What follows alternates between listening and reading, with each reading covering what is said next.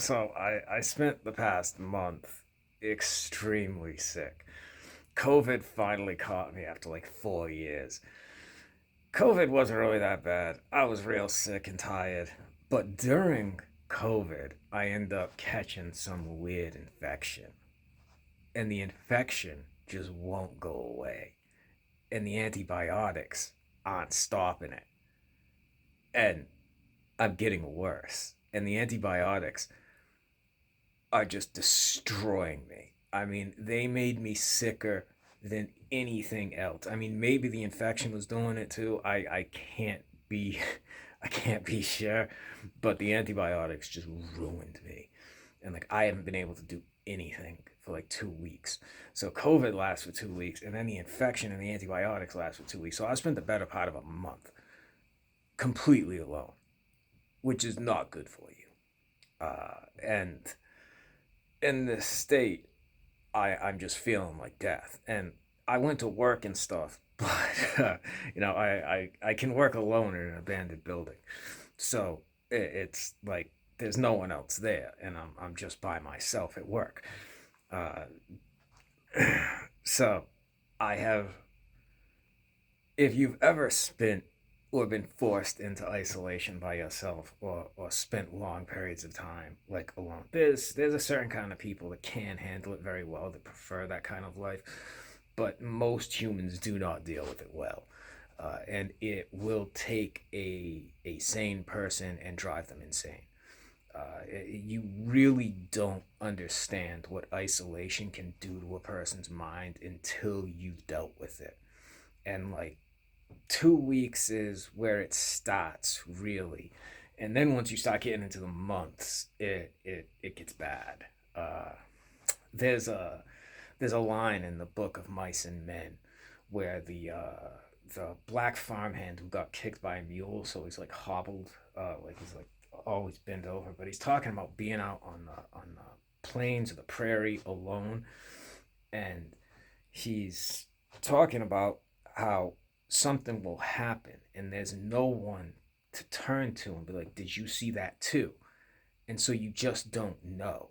And like that's a very good explanation of what happens, because everything you're interacting with, you don't know ultimately what you're seeing, especially if you're already real sick. Like I kept hearing the song rocking around the Christmas tree. And I'm getting out of bed and I'm trying to find where this fucking music is coming from. And finally, I realized there is no music. And that's a freaky thing. Like anytime you're suffering from like auditory hallucinations or visual hallucinations, that is a very bad sign. Something is very, very wrong. And it really, the whole month I'm thinking like I'm dying. Uh, like the COVID really wasn't that bad. That was just like a bad sinus headache for a couple days, and then really just lethargy, and like I didn't feel like doing much. The infection and the antibiotics is where shit got freaky, and that put my mind in a dark, dark place. And I kept having these like visions when I was like, I really don't sleep much as it is. Like I have to force myself to try to be asleep, and it's really very difficult for me. I it does not come naturally, and especially if I'm alone, I do not like it. I remember a girlfriend telling me, it's like, you're the only grown adult I've ever seen who fights going to sleep.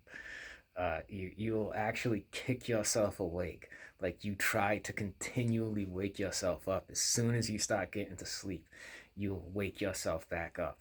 And I've never seen anyone else do that.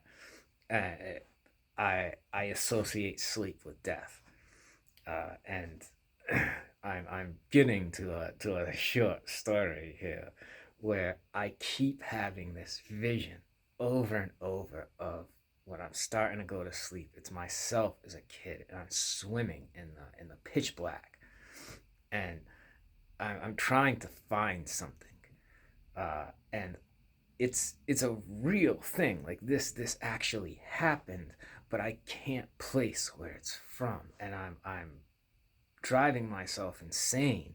And I'm like, is this just some hallucination now that I think is a memory? Like, where is this from? And finally, I place it, and I remember I don't know how to swim, so I obviously wasn't swimming. What was happening is it's several times I like people were doing harm to me, and I was being choked like past the point of unconsciousness. And like if you've ever experienced that, like in a lot of like mixed martial arts and stuff, like you'll get choked out, they'll let go. But like if somebody's got their hands around their neck and they're really choking you, like time distorts. Yeah, it's really a weird experience. Like you'll see the light because often there's light above you, so like the light will form a tunnel. It's trippy stuff. And like in this memory, in this vision, like I'm pulling, like I'm clawing at the water, like I'm trying to pull myself back into consciousness. And like I'm fighting against the dark. Like I don't want to get sucked down. And then it was a trippy thing, because like I was experiencing it again as if it was real, and I'm like, I don't know if I could even pull myself against the dark today. Like I remember when that was happening, like the animalistic sense of survival and desperation, like clawing at the wall. If you've never experienced it, it's really difficult to understand like how animalistic a human can become, like how desperate. There is no thought, there is only action, and like you will do anything. uh it's like I said, it's difficult, especially when you're very very young, like where I was, where I don't know how old I was. I'm bad at ages with kids, 5, 6, 7, maybe something like that. And I'm trying to pull myself against the dark and like not get sucked any lower and like come back to life, and like it, real uncomfortable stuff. And this whole time I feel like I'm dying, and like with the infection I'm getting worse and the infection is spreading, uh and very very uncomfortable. And like I don't know if I could pull myself out of the dark. Like am I just too tired to do that anymore? Like do I not even have that kind of will to live? Uncomfortable thoughts. uh and like death, as I've said before, especially when I'm home alone, it terrifies me. When I'm out, it doesn't. Like something will happen and it's like a switch flips, and like I don't even recognize how close I am to death. It's just whatever it is. I don't even think about the fact that I could die. Uh, like it I don't know if it's because like one moment to the next I'm just dealing with the situation, but I don't think about it, and it's only later, like once the adrenaline crashes and everything's gone away and I'm back home alone, and I'm like, Jesus, that, wow, you came really close to dying there, huh? And it's not even like that uh bothers me. It's just the being sucked into darkness that bothers me. And like last year I saw my dad die, and he had a real rough checkout. Like it took months, and it was bad. It's not a state you wish to see anyone else in unless you have a true hatred for that person. Like it's, and even then you'd probably come to feel bad unless you are very cold. uh it's it was a tough way to go out, and I was there, you know, the whole time, like for several months. It was ugly. And so that's, I'm sure, all still in my mind too.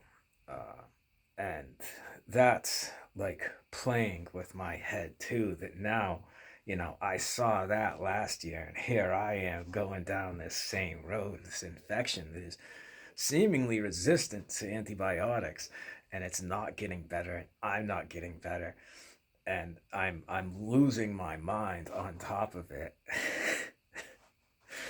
Uncomfortable, uncomfortable.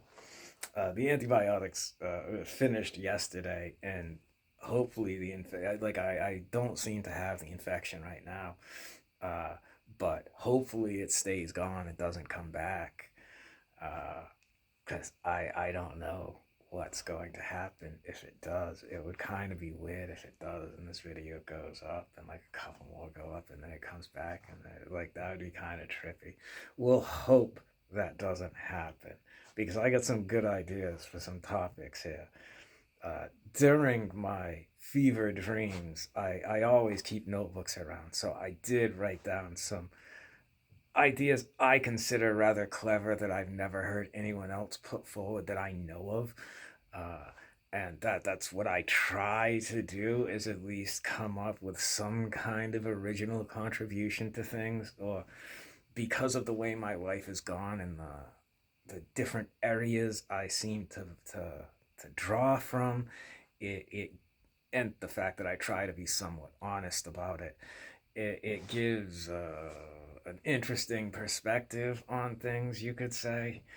At least I try to, because I see so much, and it's just, I know the people are lying. I know the people are putting on a show.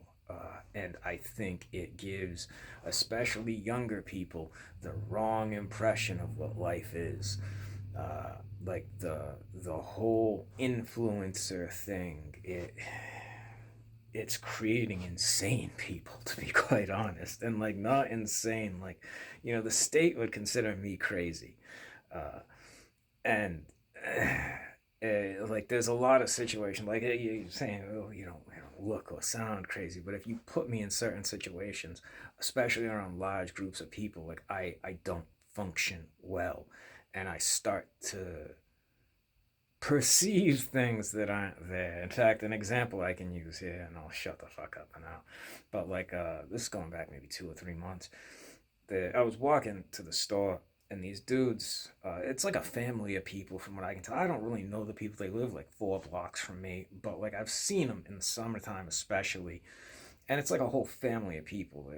It's like ethnic. So there's like 10, 12 of them there, and they got all their cars in the driveway, and they're backing their cars up, and like one pulls up alongside of me, and one is backing out of the driveway, but he stops, and now these guys got me boxed in, and I do not like this. Like in my head, alarms are going off. Like they're setting you up. Get the fuck out of here. Get the fuck out of here now. Um, and I know it's like a family of people. Like they're not setting me up. Most likely. I suppose anything is possible, but like it would come as a very big surprise. But just by the fact that it's happening, my head is screaming at me. And so I'm like, we got to get out of here now. So I'm getting around to this truck. And if there had been someone coming around that truck, like on the other side of it, they would have gotten hurt because I was getting out of there. And I was asking myself that question later on.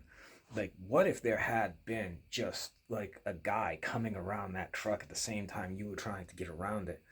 Like, I would have, at that point, I would have been certain this is some kind of setup.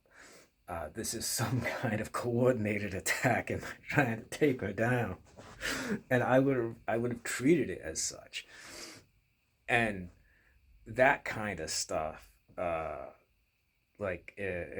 done a lot of work on myself to make myself not crazy and like try and perceive reality better.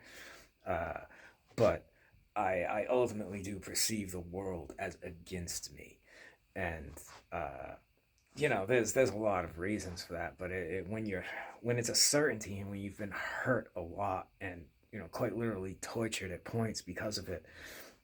It it impacts you in a different way, in a different kind of certainty, and like there's the same like animalistic sense of survival. I will do what I have to, uh, and like that includes just about anything. Like you're talking about, like I said, like an animalistic sense of survival. Like biting into someone means nothing. Like that's rather minor, to be quite honest.